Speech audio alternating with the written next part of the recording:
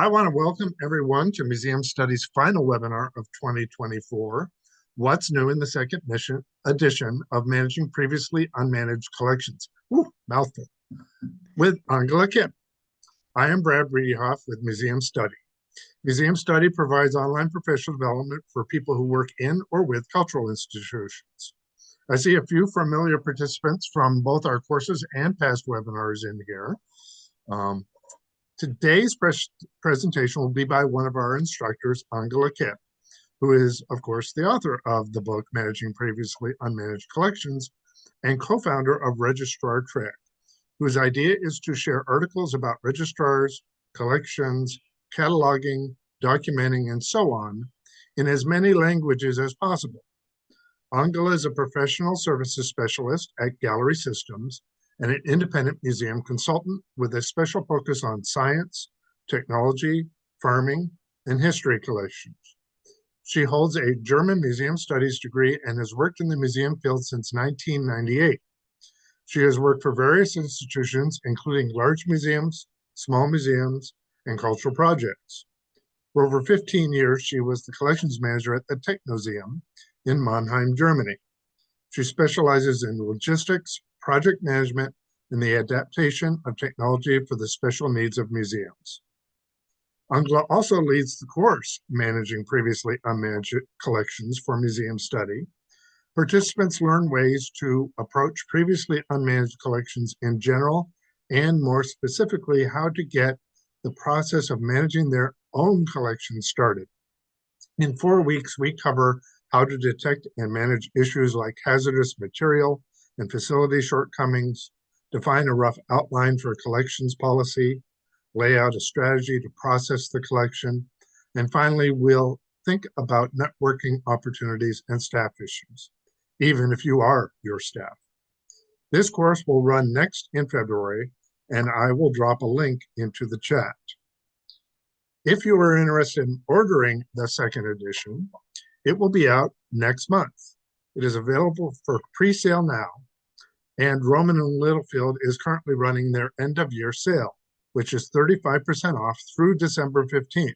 So you may want to take advantage of that. And here is the link in the chat to the book. We are excited to have such a large group of you from all manner of cultural institutions and collections. Over 100 participants have signed up. This webinar is being recorded and will be available on our YouTube channel. I will send a link to the recording to everyone who registered for today's webinar once it is available. Take it away, Angela. All right. Thank you, Brad, and thank you for the nice introduction. I'm always astounded what I did do, apparently. And so now I need to find the share button. That's point one. Then I need to find my presentation, and then I need to, start presenting. So I'm hoping you see anything. The only thing is I can't see the chat, but I'm trusting in Brad that he alerts me to any questions that come up. And I actually know it's a rather short presentation, so it probably won't take up the whole hour. So we have a bit of time to chat afterwards. Because, what can I say? About a year ago, I could tell you what I'm planning to do and show you a bit what I'm planning and what I'm still searching for and asking for stuff you might want to contribute, but now it's done. And all I can give you is a short tour of what you can expect. And of course, I won't tell you everything in there, because otherwise you won't buy the book, and then probably the publisher is not that happy with me. So, but yeah, the second edition is nearly here, and here we go again. What will we cover today? I will tell you a bit about the facelift we did with the book, a new chapter, new examples that's coming in, and even more power of coffee as well. So I will talk a bit about what can you do? I mean, when I originally had this idea and discussed it with my husband, um, he said, well, it sounds like you are writing a book about cooking with water, because it's so basic and it's so, yeah, it's nothing new. It's things people can actually imagine. So I said, yeah, kind of. I'm writing a book about cooking with water because people usually don't do that. And well, but how can you improve everything? Something that you already have written, and yeah, there's only so much you can say about cooking with water. What I did were a few structural improvements. So every chapter will have a short sentence introduction of what the chapter itself is about. So you kind of get an idea if you can skip it or really want to read it, or go back to it. The other thing that I did, there were a lot of unrelated pictures that kind of tried to emphasize what is said in the chapters, but without telling the story of those images.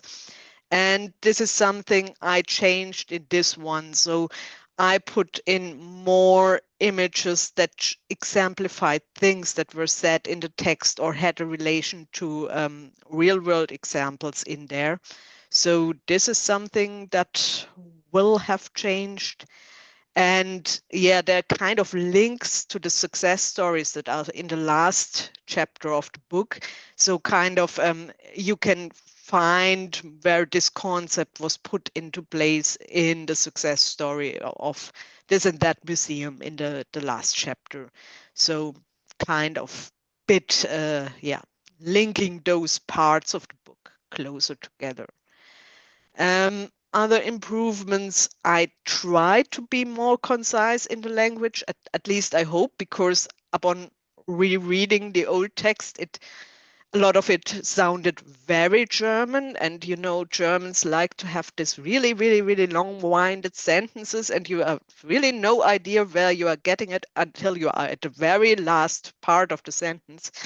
And I kind of tried to be a bit less German, although we all know the harder we try not to be something, the more we are something. So I managed that somehow. Um, Wherever possible, I made the language more gender neutral, which of course is the respectful thing to do. And also, yeah, the language improves, and I try to, uh, why say fireman when there's a firefighter, right? Stuff like that. No worries, Paul stayed Paul, and well, grandmother with the grandmother's fixed state grandmother. But if grandmother decides that she's now likes to be referred for as they them, I of course would have used her pronouns. So well, bit of change here, but I think it's not really a big thing, but wanted to mention it. And I enhanced the bibliography with the help of John and Laurie, who are here, and a few other people who helped me with the parts I'm simply not native in, which is natural history collections and archaeological collections. Um, then we have a whole new chapter, and one that was actually missing from the first part without me realizing that it was missing, because I did have databases in there, but only how to select one.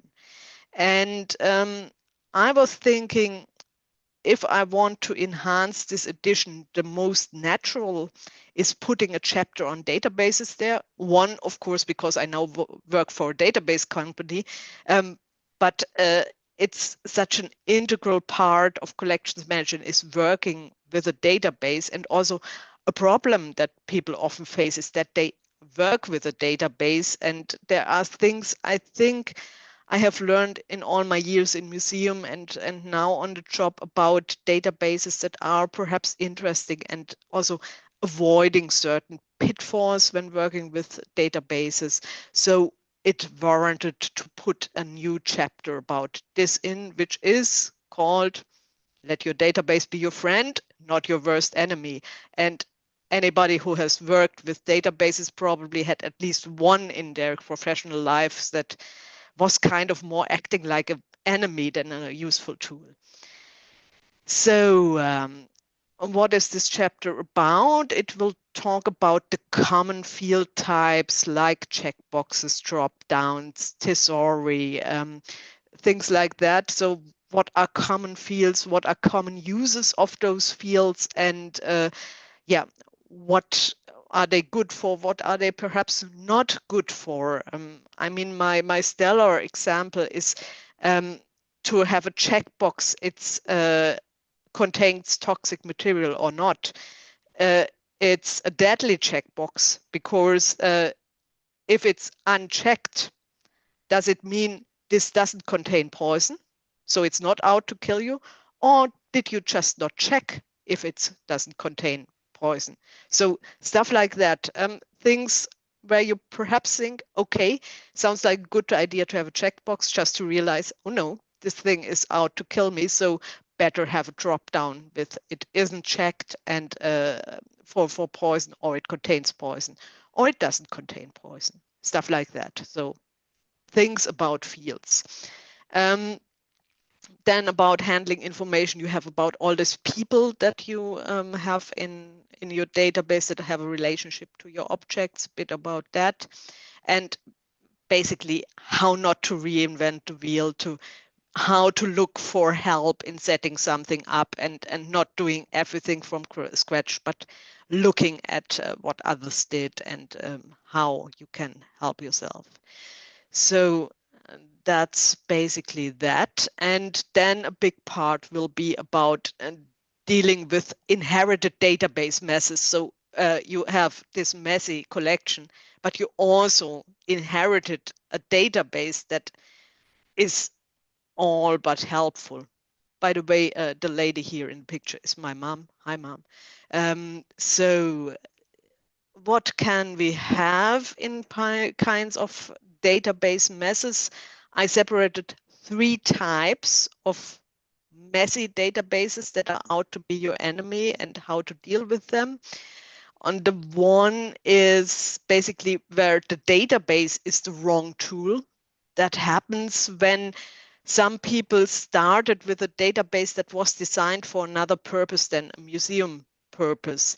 You find they always worked with a database that was perhaps designed for managing your local thrift shop or something like that. So they had the database, they knew how to use it, and they tried to use it for the museum purpose, but it doesn't really work. So in the long run, I won't tell you everything I have to say about that, because otherwise, publisher gets mad at me.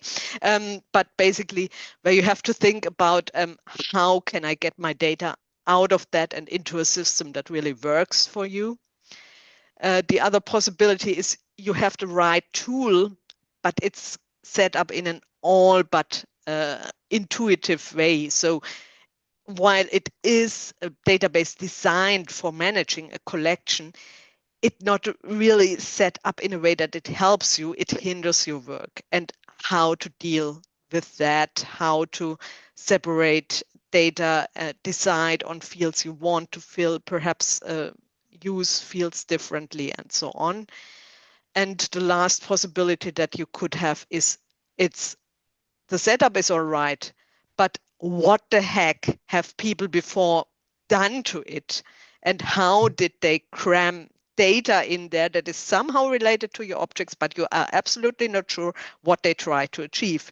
So, and how to get that into a more structured and managed state. But I always think a database should be something like your treasure trove, so that you can say, okay, everything else might be messy, but I can be absolutely sure the things that are recorded in the database in this section, they are true and I can rely on that. And you are working in such cases on creating this treasure trove for your object data. So yeah, that's the 3 cases I also look into there. And then last up, you really wondered when I will bring the cat pictures, right? That's where I bring the cat picture. There is also a part about how to maintain your database, do your course, kind of how should I act with it? When is a backup needed? Where should I store the backup?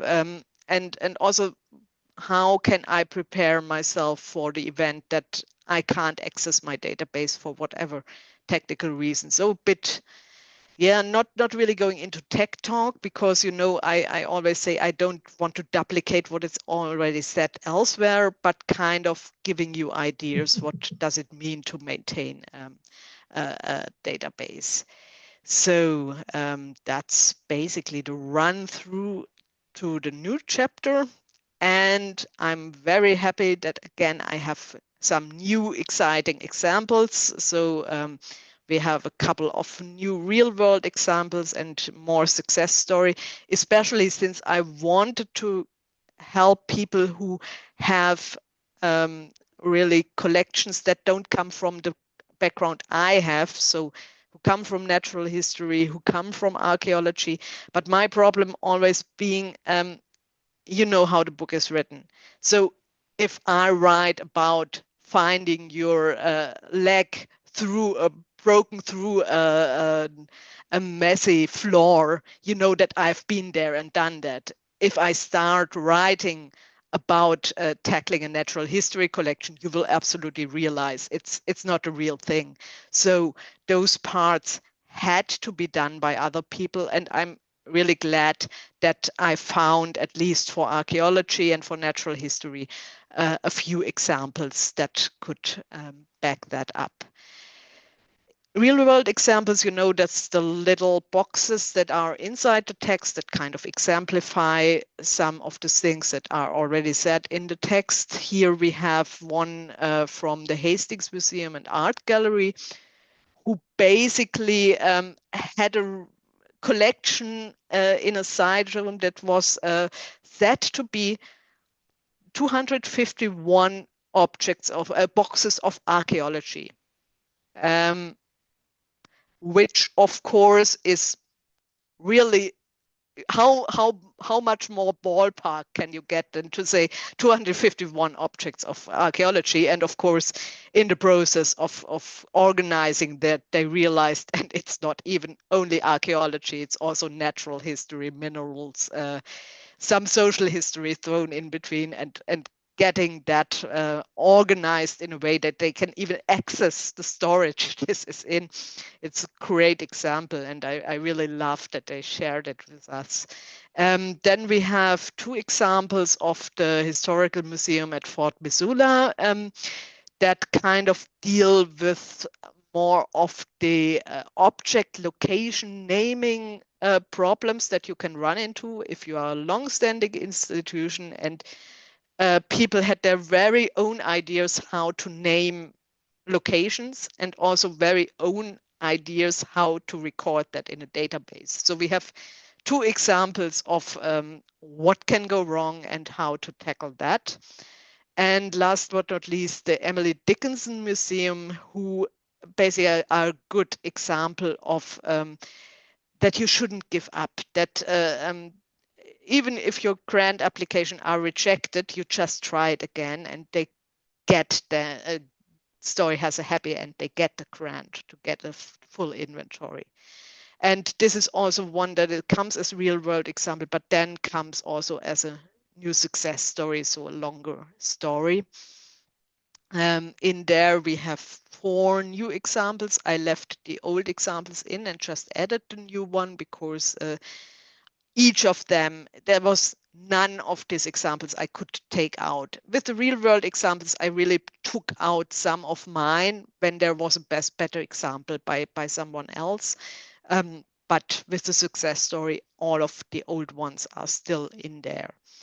There we have the Center for Archaeology and Society Repository, which does a full inventory and also tackles some of the issues around NAGPRA, which I'm very thankful for. A great story about how how they did it and how they tackled it. Then we have the Emily Dickinson Museum, the ones who applied for a grant, and then really got the chance to really improve their documentation, setting a photography spot back up and stuff like that. So then we have the Heurich House Museum, which is a great story of a historic house museum, which I also hadn't covered so far in the real world examples, really. Um, so a museum that looks very well organized and very everything in place on first sight. And when this person comes in, tries doing an inventory, realize, oh, it's not as organized as I thought. There are issues around how a historical society took over the house, managed things, then family people coming in, taking stuff out, bringing stuff in, and so on. And so really basically having to start and doing a full inventory, not even checking what do we have, but doing a full inventory and then checking what is documented where. Really, really amazing story. And last but not least, the cover girls of the new edition, the Natural History Collection at the Working Men's Museum. It's a story about really what is a collection of mussels and how they brought it in an organized state, even identifying what they are dealing with. So kind of the newspaper that you are seeing under these mussels actually helped establishing some of the connections that would have been otherwise lost. So kind of the emphasis of be careful of not destroying connections. They can be important. They can help you in documenting. So really happy that I have that one in there, and also makes a nice cover. I love the cars, no doubt about that, but I love the muscles as well. Yeah, and then, well, the power of coffee, right? Let me take a sip. It's one of the things that kind of surprised me because it was kind of an interlude chapter I was not completely sure at the beginning about, because it's usually nothing you find in collections management literature. So writing it back then in 2016 was kind of a risk. I was glad that I took it. And it turns out then that if people are referring to the book, most comments I get about that chapter. And so I enhanced that once again. I have a short chapter about what to not chapter. No, it's one chapter, many sections. In the section, there is some notes on working with boards, which is kind of special because on the one hand, you need to be more abstract than with people who actually work with collections every day. On the other hand, you have to be nearly more hands-on because they are not so close to the objects usually. Then there is a problem that I was made aware of. I didn't tackle the special problem. I tackled the problem, what to do if you work with veterans who have been there in a long time, but I didn't look at the relationship when someone really long-standing worked with this collection and then was promoted, and you are the new one that comes in and now works under a boss that previously cared for this collection and so has their very own ideas, which is really something where you need this, what we have a good German term for, but never have made it into the English language. It's Fingerspitzengefühl, the feeling you have at the tips of your fingers to really handle delicate situations. So I wrote a bit about that special problem. And I also, of course, in 2016, nobody thought about a pandemic, but we had COVID, the pandemic. We still have the pandemic. We just we don't call it a pandemic anymore. We just kind of get sick and get hopefully well again, like I just experienced last week. So I have some notes about online meetings, kind of the etiquette of online meetings, also thinking about how to set them up and what to do and what not to do. So that's also something that enhanced that chapter. Well, to sum up in a nutshell, what do we have? We have 50 more pages. If this would be a fiction novel, it would be angst with a happy ending because, of course, our collections will be in a better state after we left them off after reading the book. And we read many heroes, as I said. Paul is still there, grandmother is still there, but there also are these new stories. You, as the collections manager, are still the main character. You are still the one who has to do the work. No change here, no big help coming from somewhere. It's you who has to do that. Yeah, make the mission possible. And in the last edition, I had one comment that said this book should come like in this Douglas Adams series with a big friendly "don't panic" written across the top. We still haven't done that. I don't know if I will ever convince Roman and Littlefield to do that.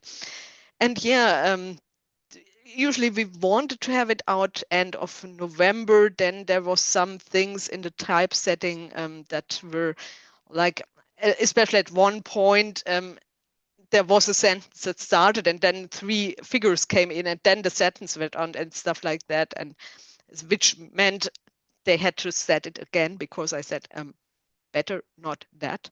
But of course, this also delayed my indexing because they first had to break it back again. So yeah, kind of. You get a better book because it's now out end of December and not end of November. I can promise you that. And with that, I'm at the end of this one. I say, of course, like every time, may the road rise to meet you. And I kind of hope we have still some, yeah, time left to discuss and to talk. And yeah, that was that. What did I need? Half an hour? Yes, that's kind of Pretty what good. I need. So if anyone has any questions, you can either drop them into the chat, or if you want to unmute and ask your question, please feel free to do that as well. There was definitely some commentary on your cat. Of course. D, I will drop that link in again. You can order the book directly from Roman and Littlefield, and you can pre-order it, as I said, now while the sale is on, since the sale will be over by the time the book comes out. So here's a link to the book on Roman and Littlefield. That's a good question, Kevin. I think so. Usually Okay. Canada is usually I think they even managed last time to get it out on the date in Germany with just I think a week delay or something. So Okay. usually they are pretty good in distributing it to all areas, and Canada is not really far For those away of you either. who are interested in the course, which will be taught in February using the new edition, um, if you happen to miss the sale period now, if you register for the course later, you'll be able to use our discount to order it at a discounted price later.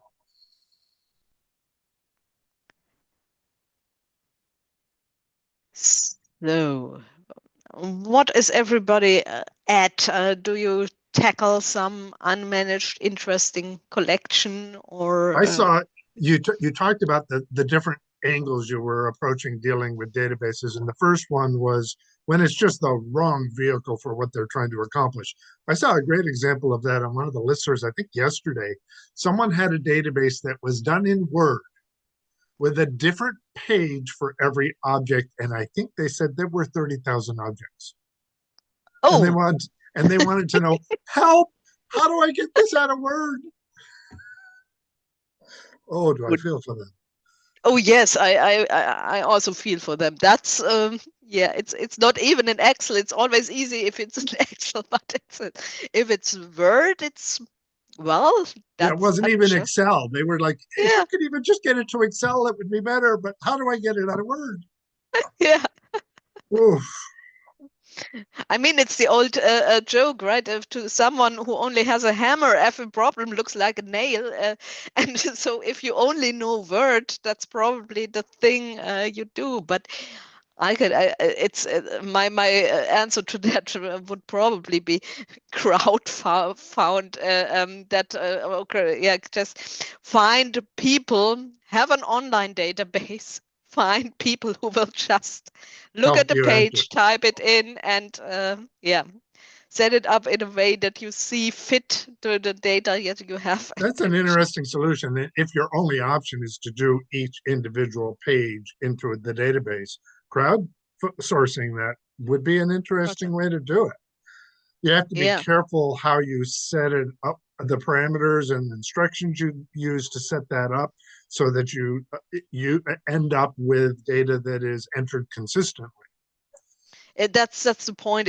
But that's always the case if you're working with interns or with people who might not have the in deep understanding of databases, is that you have to be really good in training them, and you really have to invest in training, in writing good handouts, what has to go where, also setting it up, your database, in a way that it doesn't allow too many mistakes, like having drop downs that are really controlled vocabulary, so they can only fill in certain values and things like that. Mm-hmm. So you probably have to really invest a lot of time in preparation for that, but every minute will be probably worth it, to have that invested, and then train and look at the data that comes in, then train again if you see something are wrongs go wrong. Probably do a test run with the first 10 people doing the first 10 entries, and then you look at it and see where you can adjust things so it goes better, stuff like that. Yeah, Kevin mentioned in the chat that archives have done that with handwritten documents, which I actually saw quite a bit of that during COVID. You couldn't bring volunteers into the institution. I saw several institutions crowdsourcing how help us decipher what this handwritten note is. Yeah, yeah, and I'm not a big fan of AI, like everybody who knows me knows, but it could even be a use case for that, for kind Mhm. of, if it's always in somewhere consistent. AI is good as to recognizing patterns, so probably finding the pattern to say this could be a drop down with this and that values, and then go through what it does, something like that. But yeah, I'm personally, the more I know about AI, the less I'm convinced it's a good idea in many regards, especially for economic reasons, ecology reasons, and so. But yeah, might might be such a case where it might warrant thinking about. Eloise, did you have a question? You're on mute How did you know I had a question? I was because you like, turned your camera on. oh, well, I didn't have a question so much as a statement, and I was typing this out. I'll erase it now. But Angela, thank you so much for your book. A lifesaver to me at a recent contract job I had, where I walked into a situation that, I mean, I work in museums, and this place had no management, no museum staff, a board of directors. I mean, it was all in your book. I felt like everything I just had, it was so helpful to me, and it was like having a friend with me, and I could just crack it open and read it when I was lost. And I'm so glad I found it, and thank you so much. It was really a lifesaver, and I think I ended up doing good work for them, so it was. That's the most important thing. Yeah, yeah, yeah. So I'm so glad it helped so much. I think. It was Also, really. hello, whoever is behind you. Oh, it's Doug. He's my neighbor's dog, actually. Uh, He comes over to sit on my couch. You know that this is my favorite kind of dog is the one I can borrow from the neighbor and then give it back when all the problems start. True. True. Good boy. Anyway, thank you again. I'm really looking forward to your You're next welcome. on point and helpful. I appreciate it. You're welcome. Yeah, I see it's comments like that very often on the listservs about the first book, and we get similar reaction to the course. And one of the advantages of taking the course with Angela is one, you get personal feedback from Angela during the month, but you also get to interact with other people who are going through similar situations and commiserate and brainstorm. And many of those people stay in touch afterwards because the experience kind of bonds you. yeah, and you feel so ultimately lost and alone, but you are not alone. It's just not in your institution, but everywhere around the world are people in this situation where you're just like, help, it can't be that bad. Oh yes, it can be that bad. And then it's really helpful to see others have perhaps a bit different problems, but it's basically all the same. Oh, that's the good news, by the way. We will probably get a Spanish edition of this one as well, because there is a Chilean professor who read the book and said he wants to give that book to his students, but it's not in Spanish. So he went ahead and looked for grants to make this happen. And it now looks like still in the search for a publisher, but it's funded by some state authority that the translation can happen. So yeah, this is That's cool. really good news. I know that would be very welcome in the Apoyo Online community, and they may even have some suggestions for potential publishers to use. Yeah, yeah, yeah. That's. I can contact them and mention that to them if you want. Oh, that would Uh, be good. Yeah, yeah. I will put you into they, contact. Yeah. yeah, I've been in contact with them in the past because they would like some of our courses to be made available to their audience. And one of the great things that they do, like with their webinars, is they translate them. So they're done in three languages: um, English, Portuguese, and Spanish, so that it's broadly available to people throughout a wide swath of Central America, South America, Portugal, Spain. That's great. Yeah. I see the questions. What's the main difference in approach between newly acquired unmanaged collection versus a found in collections type of situations? It's a good question. It's also, well, the thing, if you have a newly acquired unmanaged collection, the good thing is you don't have to worry about that you kind of doubling up in the moment you catalog it because it's already in there. So you kind of this isn't in the database and it isn't cataloged, and that kind of gives you a certain freedom in handling it. It's like I also suggest that you sort it first and make the decisions what to keep really, and only take the ones that you really want to keep and give others to a home where it's better suited. So you are, in many regards, it's easier to have a completely unmanaged collection, to have some partly managed state. And of course, the found in collection is the most difficult thing, because, yeah, they probably are cataloged. Perhaps you have no idea if you really own it. That's one of the big problems with it, is you have no idea. It could be an old loan that someone never took and you are stuck with it.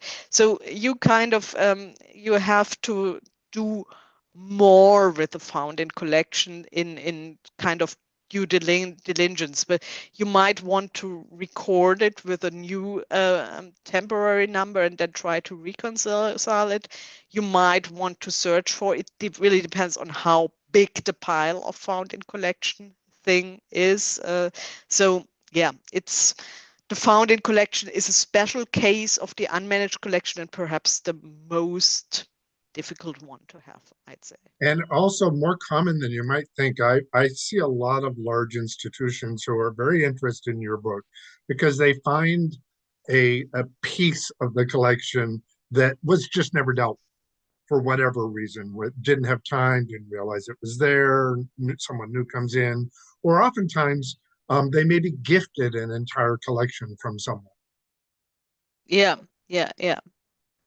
So it's really it's a common problem, and also handling that it's and what we actually, because it's so difficult, what we actually did in my former institution, we had a complete shelf line just for those cases. So kind of whenever someone had some time available, they could just go into that, take one out and start investigating.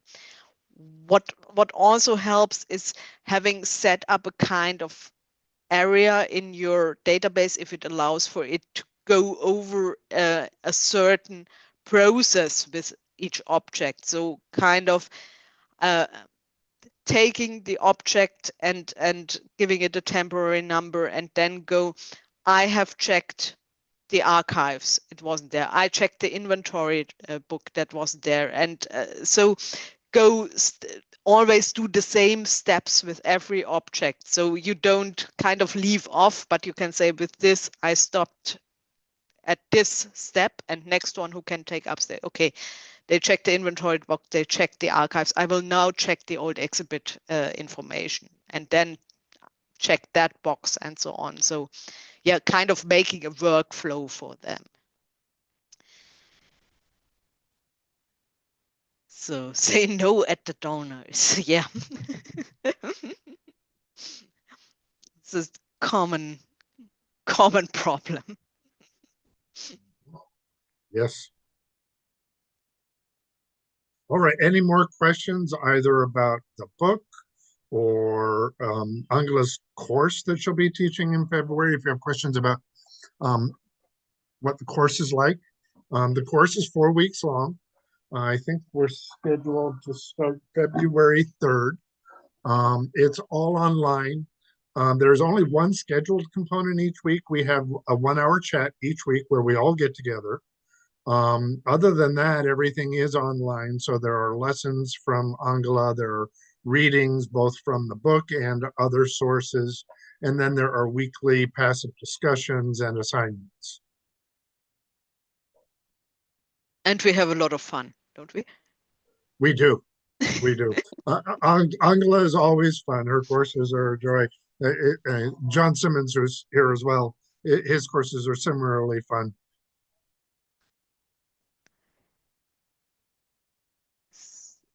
All of our courses right now are $400 for the 4 weeks.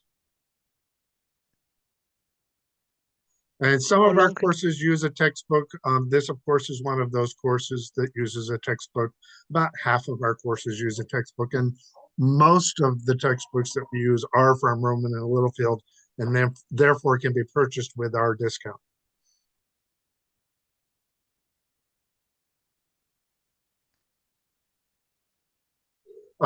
That's a good question. How do we register? Let me get back to the links I have. Yes, that would be helpful, right? So as I said before, I will post this recording on our YouTube channel where all of our past webinars are located. So if you want to go back and watch any of those, you can. So here's a link to our YouTube channel. This is the link to the course on our website. And this is just one of a couple of dozen courses we have. Much of next year's schedule is already up on the site. There are just a few more courses that I'm working with the instructors to get them scheduled for next year. Yes. Goodbye to who has to leave now. Eloise has to leave. Yeah, what else can we tell about the course? It's usually, yeah, the one big takeaway is really this getting into contact with other people, and it's always, I learned so much of them. And so we had courses, there were people from an indigenous community where you had to think about things that you had to give certain food to to the ancestors in the collection room, for example, and how to deal with that. So things I never thought about, because usually it's no foot in the galleries, no doubt about that, but it also can change because you are owned by someone else, and there is a different cultural belief, and you have to make that possible for them, for example. So that's so always something interesting to learn from each course for me as well. How to dispose of unwanted collection materials? Yes, that's a part that comes in there. It's basically it's not the main thing, but of course it's always something to you have to keep in mind, and you have to look for the best place things can go, right? I mean, it's always easiest is like you are collecting cat items, and but you also have some lion items, and you are lucky enough that in the next town there is a lion museum you can give it to make a silly example. That's of course always the best case, but of course there's also the worst case where you don't find a good home for them. I don't think I covered that specific one, but usually you do your due diligence first, and you will find at one point something where it can go to a good home. But yeah, sometimes I mean, it's not out of question to destroy a collection item if there are good reasons for it, but it all starts and of course with what your collections policy says about that. And that's of course something where I will always recommend John's book, Things Great and Small, which also saw the third edition, I think, as at the moment. So Correct. yeah, so basically before you can actually go to the collections shredder and shredder it, well, your collections policy should say if that is even an option you can take with parts of your collection. Hopefully it will be the last resort and you find I just better. dropped the link to John's third edition in the chat. John uses that book in teaching his collection policy course. Another book I would recommend, it's been out a while now, is Old Poison's New Problems, by a number of people, including Nancy Odegaard. It's a fantastic book. And there should be a second edition coming out next year. And I actually hope to have Nancy do one of these webinars next year when it's available, to let people know a little bit about what's new in the second edition of that book. What also is good is the, I think it's called Collections Conundrums, which is a book about, well, yeah, all that kind of difficult, bit icky problems that you can run into in, yeah, in collections management. It touches a bit about on the deaccessioning as well, and a lot of other things like that. So um, probably, well, I trust Brad that he finds it after. Yes, I'm looking for it. Oh, it Yeah. is.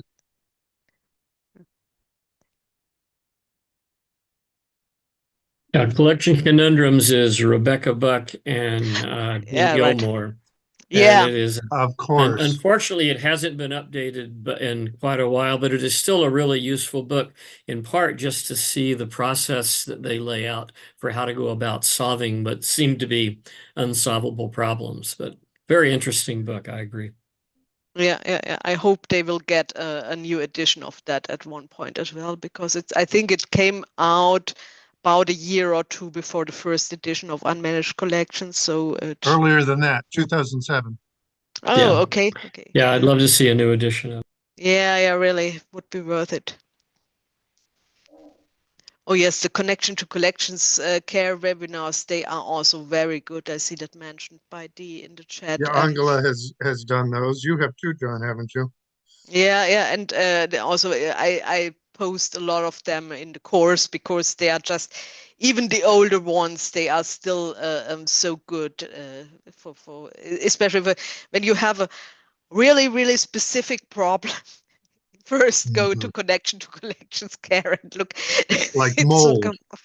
yeah, or caring for firearms. It's like it's a really niche topic, but if you have it, you have to care for them. So and they have And so webinars. many historic homes do. Yeah, really. It's you might and sometimes you don't really even think about that this is a special. You need special knowledge how to handle that. So yeah. Oh, I missed Nancy talking about it. Darn. Oh well, but they Nancy's will have Nancy's recorded. fantastic. I can't wait to see the new edition. The old edition has been something that should be on everyone's shelf. So I can only imagine the new one will be as well. Yeah, great. Well, we're near the end of the hour. If no one else has any questions, I want to thank everyone for coming. It's been a pleasure to see you all again. If you want to keep up with what's going on with our courses and webinars, you can follow us on Facebook or LinkedIn. I've put those links in the chat right now, as well as my email address. And if you have any questions about the course that Angela teaches or the book itself, here is her contact information again. Exactly. Just write to me. I might always take a few days to reply, but I usually don't overlook you.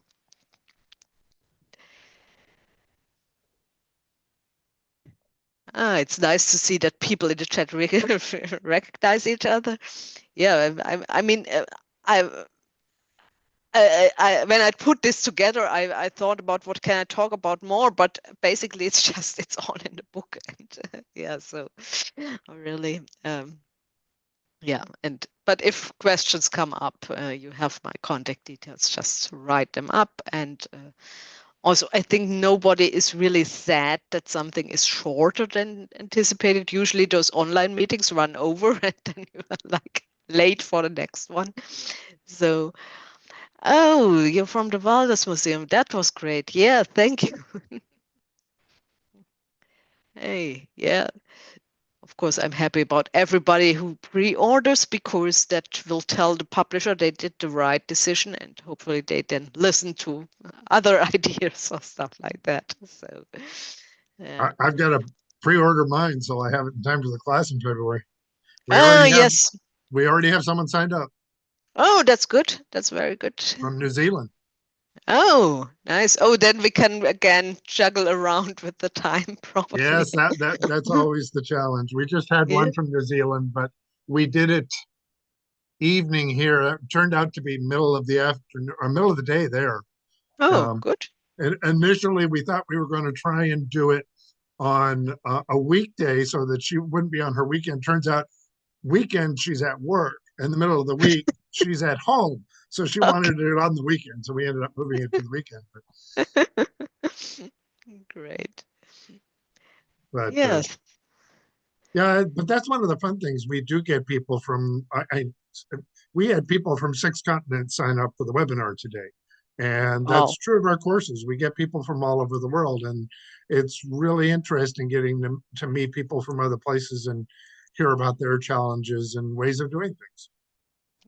Yeah, and it's always it's different, but it's similar, and it's always inspiring to hear how everybody is handling things, and yeah, always remember the one who basically had the collection area in the middle floor. I think down in the bottom was the shop, and then there was the collection area, and then above that was kind of the meeting room of this club that ran the museum. So people were permanently walking through the collection area to get to the club meeting, which of course was a bit tricky, but yeah.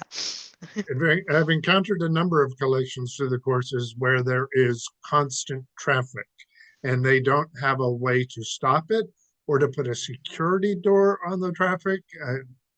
Interesting challenges. Yeah. It's always, yeah, like I said, I learn so much through these courses. It's amazing. Yeah, just when you think you've seen it all, there's something new. I mean, Lori's been teaching her course on moving collections for more than a decade now, twice a year, and they still come up with new scenarios that we haven't encountered before. Right. They do. It's kind of wild, I have to admit. You never thought you could learn so much about moving collections, right? Yeah, you think it's straightforward. It is Yeah, not. it's It is not. not. And the other thing was, even though I've been involved in a collection move myself and Lori in at least 3 major collection moves, you would think that wasn't a common occurrence until you teach a class on it and realize that there are collections moving constantly. Like at the National Museum of Ireland, they're basically in a constant state of moving. They have multiple locations all over the area, and some of them they own and some of them they don't. And so the leased ones, when the lease is up, oftentimes they have to move. So you would have thought with all of the moving they've done, they would be experts. They took the class because they wanted to learn what they didn't know yet. Great that they do. It was Observatory basement, round room. Oh, you don't even have a corner to start in, right? Because there is no corner. yes, Oh, and yeah. then there's the old conundrum: if you're in a historic home, inevitably your collections are in the attic, in the basement, or both. And really, none of those places are appropriate, but you deal with what you have. That's the other thing. You can read all you want about the perfect location. If you don't have it, you just have to make do with what you have. So Absolutely.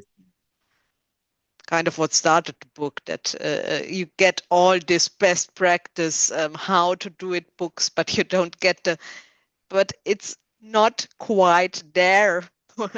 And I don't see how I ever get to that. So yeah. Ideals are wonderful, but very few of us can actually achieve the ideal. It's like environment. First of all, the environmental conditions that were set as ideal were set for the UK.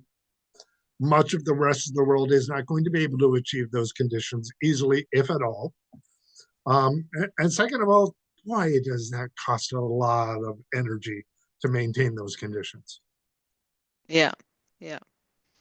That's kind of it, and that's where all the discussion goes to that you have to be more flexible with the client, more thinking about the long-term impact, and yeah, allowing for more fluctuation just because it's so expensive and so yeah, environmental unfriendly to keep We've those talked narrow. about this in John's class, among others.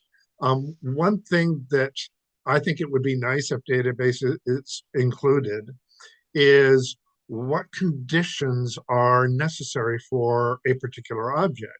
So what is required for rock or paleo might be different than what's required for a book or a painting. And if we could store in the database what was acceptable for every object, we could then organize our objects by the appropriate environment and therefore not store everything in the ideal environment if it doesn't need it, Yeah, which would exactly. significantly reduce costs overall. Of course, of course. And it's not a problem. It's something you can easily do with every database, really. You would think. I'm not Yeah. aware of any. Maybe you know more about what databases are doing now, but I'm not aware of any that actually have that field built in. But I think it would be a very useful thing. Yeah, right, right. Not standard functionality built in, but something easy Add. to do, to add. Yeah, yeah, yeah, yeah. And even with the existing data, you basically just have to say where is the field where this information, what it is, come from, and where do you get the information, what is acceptable. So how do you link it? How do you map it? Mm. So yeah, yeah. Yeah, it would be a new way of organizing our collections, but in the long run, could save a lot of money if we Of find course. out that really only a small portion of the collection has to be in those ideal conditions, and the rest could be in something else that doesn't require as much electricity to maintain. Yeah, yeah, yeah. I mean, we're already doing this with some portions of our collections, like the things that have to be in a freezer. Yeah, yeah, right. Can I make a comment, Brad, when you're talking about ideal conditions? I think that there's not a general ideal conditions. It's what's ideal for, I mean, you talked about this, but then you said, well, under these ideal conditions, but I think every part of the collection might have a different ideal condition. Mhm. Yes, and that's the point, is if we could set them into different spaces based on what they need, that's sort of what I'm leading to is, I mean, we could save a lot of money, and going forward, that's becoming more of an issue than keeping things in quote 65% or 65-degree temperature or whatever it happens to be, and the right humidity. And the guidelines on that are changing because people are going back and looking at those and saying, what is reasonable? Yeah, maintaining those set points that were originally described years ago in a tropical environment or a desert environment are very different.